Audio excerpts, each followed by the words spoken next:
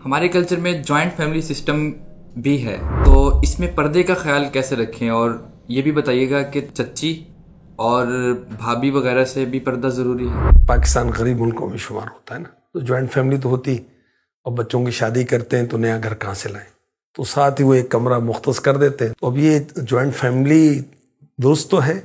اور جہاں تک پردے کا معاملہ ہے تو دیکھیں، پردہ میری طرف سے آپ کی طرف سے تو نہیں ہے نا بھائی، کسی امام صاحب کی طرف سے، مولوی صاحب کی طرف سے، پیر صاحب کی طرف سے نہیں، تو اللہ رسول کا حکم ہے. اور علماء نے وہ پردے کے جو آیات احادیث ہیں، پردے کے بارے میں سوال جب امیر اہل سنت کی کتاب پڑھے کہ کن کن سے پردہ ہے، اچھا کیوں پردہ ہے، تو اس چیز کو بھی سمجھنا چاہیے. اللہ رسول کا حکم ہے، پہلے تو یہ بات ہے، جس سے نکاح جائز ہے اس سے پردہ ہے، اور جس سے ہمیشہ کے لیے نکاح حرام ہے اس سے پردہ نہیں. تو چچی سے نکاح ہو سکتا ہے، چچا کا انتقال ہو گیا تو عدت گزارنے کے بعد چچی سے نکاح ہو سکتا ہے، تو اس لیے اس سے پردہ ہے. بھابھی سے بھی نکاح جائز ہے، بھائی کا انتقال ہو گیا یا بھائی نے طلاق دے دی خدا نخواستہ، تو عدت وغیرہ گزارنے کے بعد اس سے بھی نکاح جائز ہے، تو اس سے ہی پردہ. بلکہ دیور کے بارے میں تو یہ فرمایا گیا کہ دیور تو موت ہے.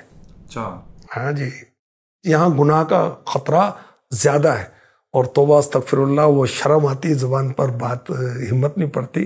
ہمارے معاشرے میں کتنے گناہ جو ہیں، گھریلو گناہ، بے پردگی کی وجہ سے بے پردگی ہوتی ہے. اور اللہ پاک نے مجھے پیر ایسا دیا ہے جو اپنی بہو سے بھی پردہ کرتا ہے، وہ ایک بیٹی کی طرح ہے، پردہ کرے تو بھی جائز ہے، پردہ نہ کرے تو بھی جائز ہے. اور آج کل دور کیسا ہے، اور امیر اہل سنت ایک طرح سے پریکٹیکلی ایک میسیج دے رہے ہیں، شیطان کے سپرد نہ ہو جائیں، ورنہ شیطان کسی کو چھوڑتا نہیں. پردہ کریں، پردہ کریں.